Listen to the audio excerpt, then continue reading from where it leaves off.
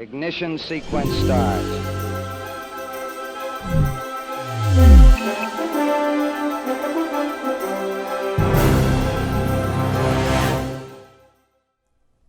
Good morning.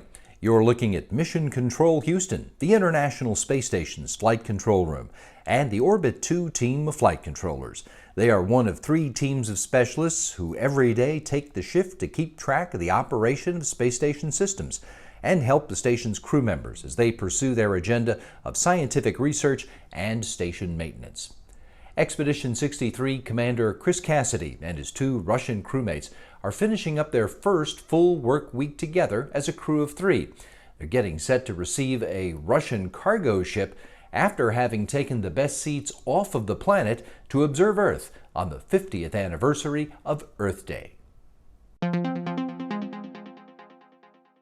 Welcome to Space to Ground. I'm Leah Cheshire. This week, the crew on the space station witnessed Earth Day from the best seat in the solar system. On April 22nd, we observed the 50th anniversary of Earth Day. The world marked the first Earth Day in 1970, and this year, many of us participated from home. As we looked out our windows at our home planet, 3 people living on the space station had the same opportunity, but from 250 miles above. Listen in as NASA astronaut Chris Cassidy, who is on his 3rd space flight, talks about Earth Day from the International Space Station. I'm really thinking about how Earth is a spaceship for all of us, and whether it's a pandemic or climate impacts, we need to take care of it. Like Anatoly, Ivan, and myself, we're taking care of the International Space Station right now. Just like all of the people on Earth need to do their job, do their part to keep Earth healthy. The space station has seen a lot of traffic recently, and there's no sign of that slowing down anytime soon. On Friday, April 24th at 9:51 p.m. Eastern Time, the Progress 75 spacecraft is scheduled to launch from the Baikonur Cosmodrome in Kazakhstan, arriving just a few hours later at 1:12 a.m. Eastern Time. This Russian resupply craft will deliver about 2.78 tons of food, fuel, and other supplies, and will remain at the station until early December. We're looking forward to May 27th and NASA's SpaceX DM2 commercial crew mission, the first launch of astronauts from American soil since conclusion of the Space Shuttle program in 2011. Join us live at 11 a.m. Eastern Time on May 1st for a trio of news briefings, during which you can learn more about the mission and its crew. Keep sending in your questions using the hashtag AskNASA. We'll see you next week.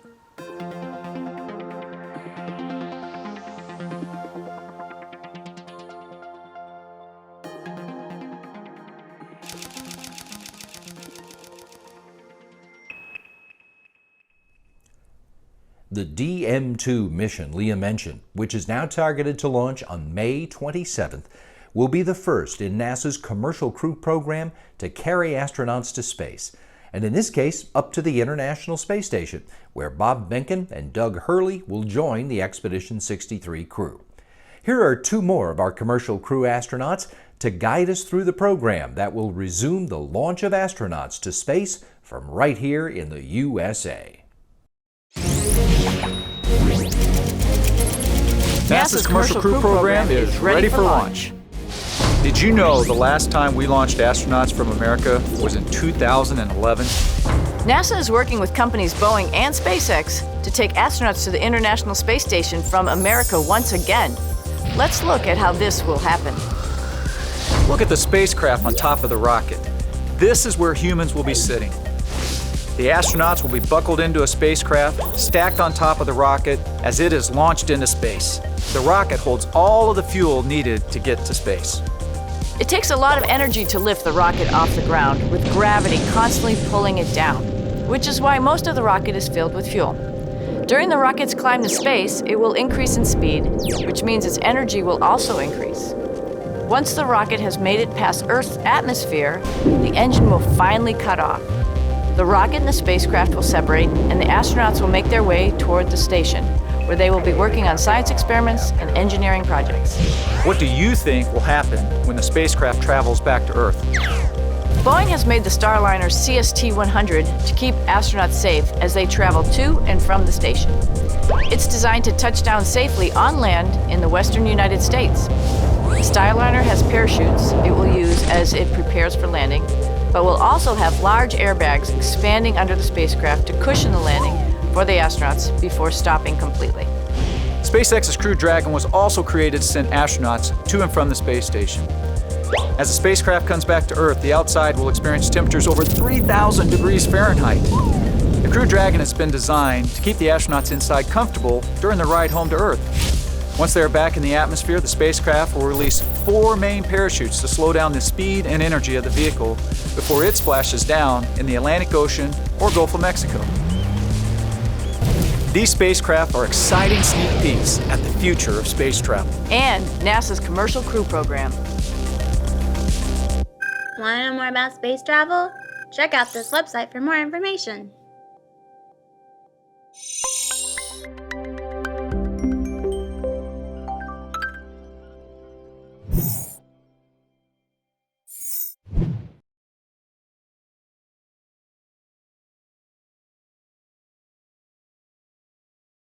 The Commercial Crew Program is dedicated to developing the spacecraft that will carry astronauts to the International Space Station, where crews are conducting scientific research that they can't do on Earth and learning the things we need to know to support future missions out of low Earth orbit and to the Moon in just a few years. 50 years ago, we went to the Moon. We called it Apollo. What many people don't know is that Apollo had a twin. She was a woman named Artemis, goddess of the moon. We are returning to the Moon as a new generation of explorers. This time to stay. And to prepare to achieve humanity's next giant leap of sending the first human missions to Mars. We believe our course will redefine what is possible. That we would discover life-saving, earth-changing science. And that the challenges ahead will inspire generations. This is our manifest. For all who wondered if we could return. For all who dreamed of pressing beyond. This is your calling. We go for all of America. We go. We go as the Artemis generation. We go. The coming missions of the Artemis program are being built with help from the International Space Station program, from what we're learning there about long-duration spaceflight, so we can better protect the human crew members on those future missions. In the more than 19 straight years that we've had people on this space station, those crew members have supported hundreds and hundreds of science experiments that have taken advantage of the microgravity environment. Just before astronaut Christina Cook returned to Earth earlier this year, she talked about some of her research highlights from a mission that ran almost 47 full weeks. First and foremost, our responsibility is to our crew up here to keep each other safe. Secondly, I would say our responsibilities are the work, the amazing work that we do as part of this orbiting laboratory. As a microgravity laboratory, we do science in all kinds of different arenas, from physical science to biological science, human research, technology demonstrations, and many more. So doing that work and carrying out the work that is the purpose of the International Space Station is definitely one of our responsibilities. And I also think that we have a responsibility to the people that we represent up here, to carry people's dreams into space with us, to communicate the perspective that we have up here. Okay, copy that. I'll step through on my own for the setup and let you know when questions come up. And yes, we definitely are all doing this as a we and as a team. So you all will be installing the test cartridge as well. We have a series of tasks that we're asked to do, and we know that it's going towards a good cause, that it's benefiting the Earth, and that it's advancing the cause of exploration for all humanity. So being able to participate in that every single day is such an honor, and I'll definitely miss that. The microgravity environment is a lot of fun. It brings about a lot of interesting changes in the human body, and obviously it enables the amazing science that we do here.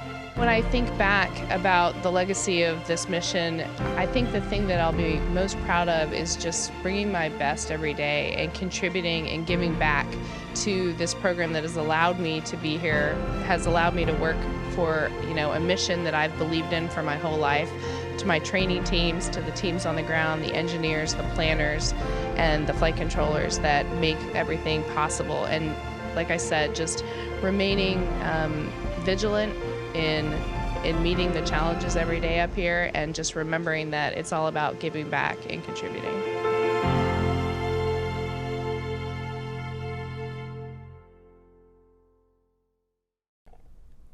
For future missions, like going back to the moon by 2024 and then out into the solar system, biomining could offer a way for crews to obtain needed materials on other planetary bodies. But microbes and rocks interact differently outside of Earth's gravity than they do here, and that might affect the output from extraterrestrial biomining. So, there's an investigation on the International Space Station studying how microbes grow on and how they alter planetary rocks in microgravity and in simulated Martian gravity. The International Space Station will soon host some of the smallest miners in the universe, microbes. Microbes growing on the surface of rocks can gradually break them down and extract useful minerals and metals. This is a process called biomining.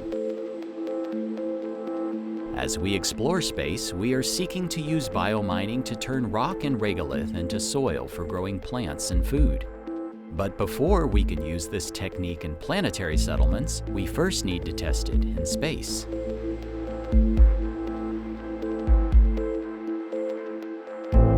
On the space station, bioreactors will be placed inside a centrifuge where microbes will grow on rocks in microgravity and simulated Martian gravity. Investigators will examine how 3 types of microbes behave within pieces of basalt and evaluate how well the different microbes extract elements from the rocks. The findings will be compared to ground-based results.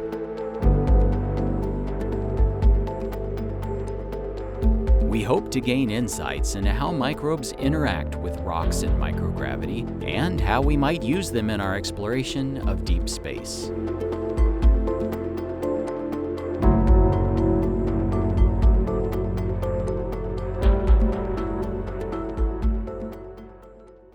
Along with doing hands-on science in the International Space Station's laboratories, the crew members have been talking directly with students on the ground to share the experience, and some of them have been making fun instructional videos in zero-G. In this installment of the STEMonstration series, astronaut Scott Tingle demonstrates the orbit of spacecraft and offers the viewers a chance to participate.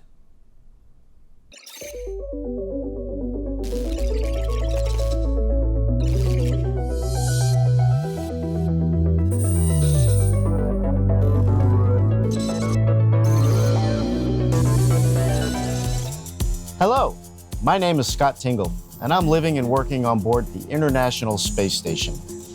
You know, I love my views from the cupola. It's our orbiting altitude of around 400 kilometers or 250 miles above the Earth's surface that gives us these unique perspectives. Let's explore how our ISS orbits work. Come on. First, I should explain, orbits are elliptical or oval in shape, with some being almost circular. Planets, comets, and moons have elliptical orbits. Spacecraft orbiting Earth, like the space station, are placed into a nearly circular orbit to keep a consistent altitude as they travel around the planet. Let's take a look at the Earth. It has a radius of 6,378 kilometers, and the station orbits about 400 kilometers above the surface at 8 kilometers per second. That's 17,500 miles per hour. See if you can use these values to calculate how far, how long we travel in one orbit around the Earth. All of this information and more activities related to orbits are available in the accompanying lesson plan at nasa.gov/STEM on station. Answers coming in. 4, 3, 2, 1. The answers to the questions, by the way, are approximately 42,600 kilometers and 90 minutes. And due to our altitude on orbit, we have our very unique and awesome view of the Earth. Thanks for exploring with me today. I'm going to send you back to Earth now so you can start your challenge on orbits. See you again soon.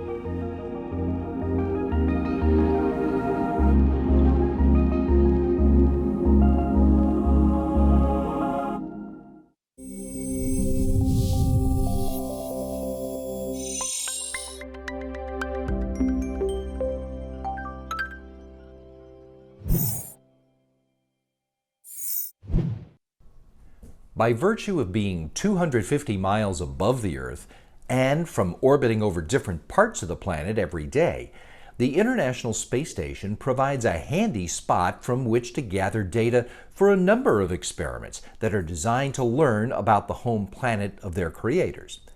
On the occasion of the 50th anniversary of Earth Day, here's a look at a number of those experiments, including the ones that involve astronauts with cameras in their hands. Earth's climate is the product of many rich and complex systems. It's affected by water in its many forms, on land, in the air, in the oceans, and as ice. It feels influences from vegetation, from soil conditions, from the carbon cycle, from human impacts. We study and observe our planet's ever-changing conditions in many ways, from many locations. One location in particular provides a unique and powerful vantage point, allowing us to see our planet in high detail and on a broad scale: space.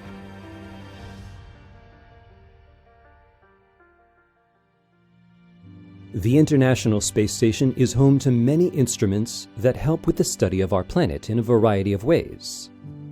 Each is an amazing resource for scientists and researchers, but together, they paint a picture of Earth richer and more detailed than any one instrument could provide. From the vantage point of the orbiting laboratory, JEDI measures Earth's surface vegetation, producing 3D views of forest height and structure and the surface topography beneath. Forests and other plant life respond to a variety of environmental stresses, and the EcoStress instrument allows researchers to study plant temperature and provides insights into how life on Earth responds to changes in water availability. OCO3 measures atmospheric CO2 with high accuracy, helping researchers better understand CO2 increases and decreases and the impacts of those changes. And through the use of two cutting-edge spectral imagers on the station, HISWI and DESIS, researchers have access to highly detailed information on materials across Earth's surface, from identifying minerals and rock types to distinguishing between plant species. There's another and often overlooked observational instrument on board the space station: crew members equipped with digital cameras. Over 3 million images have been collected by astronauts from the station, and those images can be put to a variety of uses. William Stefanov is branch chief for the Exploration Science Office, a part of the Exploration Integration and Science Directorate at Johnson Space Center. He says handheld cameras used by the crew act as a complement to the data gathered by the station's various instruments. And that comes down to the ability of the crew to take pictures that are panoramic and oblique versus a straight-down look. That panoramic view can be quite useful when observing natural disasters as they occur, such as wildfires or volcanic eruptions. Stefanov explains, a camera is an excellent tool for examining the plumes created by wildfires or volcanoes, because it gives you an immediate three-dimensional picture of what the plume looks like, what its structure is, and how far it's extending. The observational instruments aboard the space station provide science capabilities that are more than the sum of their parts. These instruments, along with photography from crew members, serve to keep a multifunctional eye on the condition of our home planet. For more science from the International Space Station, go to www.nasa.gov/ISS-science. For more eye-opening information about space exploration, visit science.nasa.gov.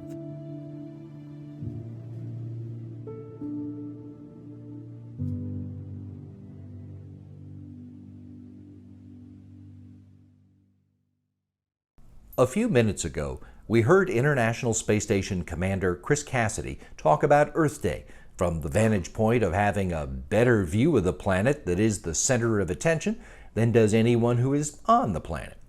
What he didn't mention is that NASA has a history of combining the science of studying Earth from orbit with art that grabs our attention. In recognition of the 50th anniversary of Earth Day, here's a moment with the artist who created the 2020 NASA Earth Day poster to explain her inspiration.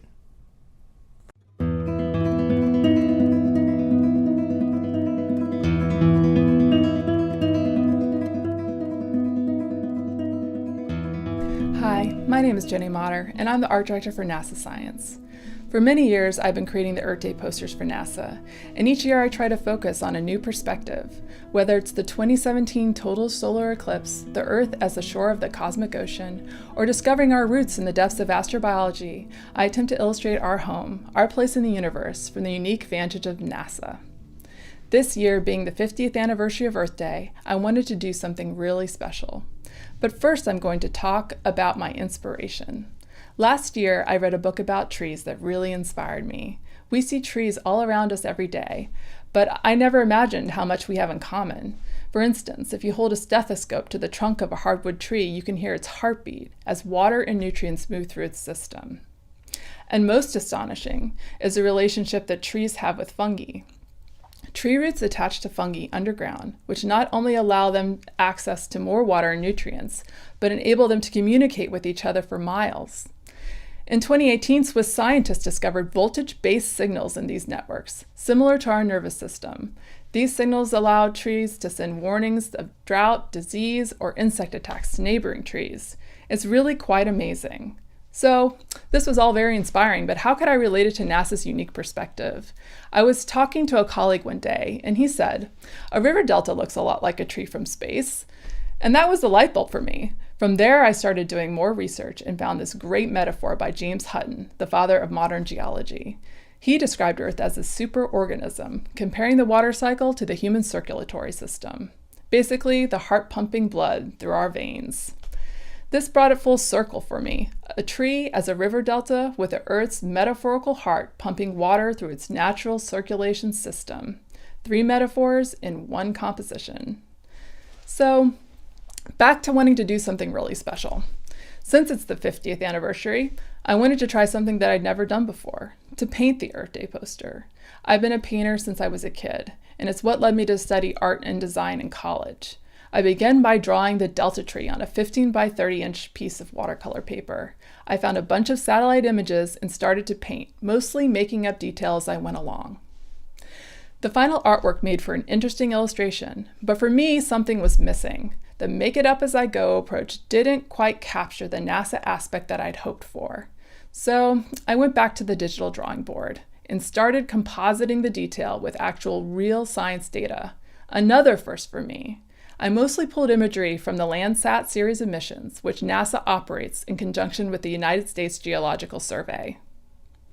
My main resource for the delta was taken from my all-time favorite Earth as Art image, the Lena Delta in Siberia. But a variety of other images were also used in the composition, from a desert in Southern California to the lakes of Western Mongolia to the very tip of South America. Imagery from all over the world adds details to this composited illustration. Can you find these images along with the hidden animals in the river delta? To download the 2020 Earth Day poster, along with these activities and posters from past years, visit science.nasa.gov. Thanks for listening, and remember that we are all part of the superorganism that is Earth.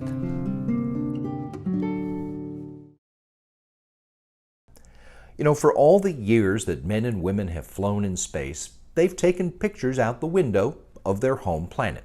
Now, those pictures are amazing, remarkable, astounding, to be sure.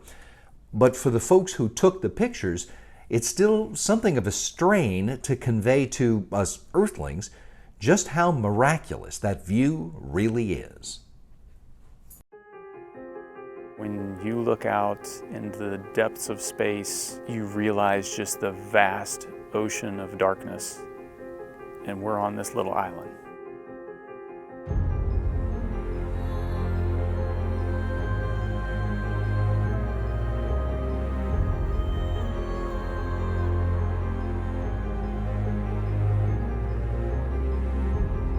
Without a doubt, when you are climbing on your rocket, when you're launching into space, when the engine cuts out and you get to look back at Earth, absolutely every sacrifice is worth it. Every dream is worth it. The entire road there is worth it. Every bit of it is worth it.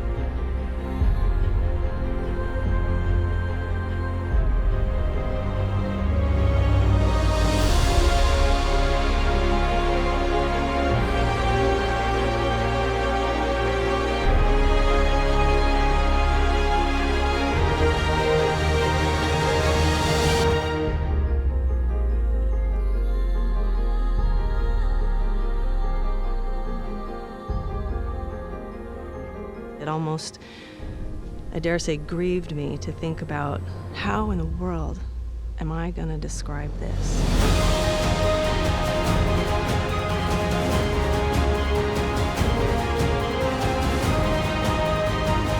I will never forget that sight. The thin blue line of the atmosphere, the curve of the horizon. That's when it became real. Really, at a gut level, I'm actually in space.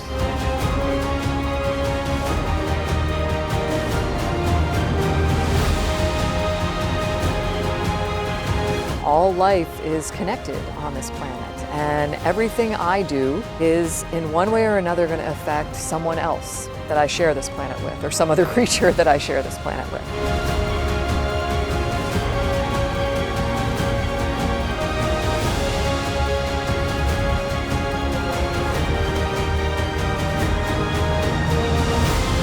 The most significant realization to me was looking out and realizing not how far I was from Earth, but how close I was to Earth and how connected I was to Earth.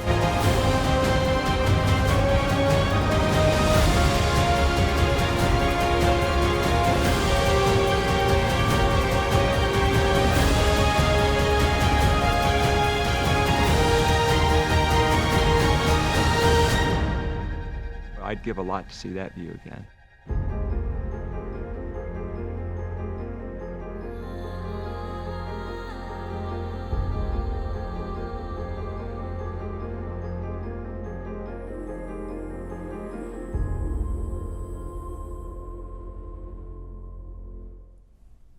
If you'd like to get another look at any of the stories we showed you today, you can do it by checking us out on YouTube or Facebook. There are the addresses. Be sure to look around too, because there is lots of cool stuff that you can find about NASA and America's human spaceflight program. Now, if you're going to be out bumping around the interwebs anyway, check out Houston, We Have a Podcast. It's where we've talked to folks about their works in many aspects of space exploration. And we post new episodes every Friday, most weeks, but this week we posted on Wednesday for Earth Day. And it's a special interview with Will Stefanoff, who was cited in the ScienceCast feature you just saw. He's talking about the Earth observation experiments on the space station and the value of what we learned from there, on top of the awesome pictures that we all get to enjoy. Go to nasa.gov/podcasts for this week's episode. That's also where you can find all our previous episodes and the full library of all the NASA podcasts, all of which you can also listen to on Apple Podcasts, Google Podcasts, and SoundCloud.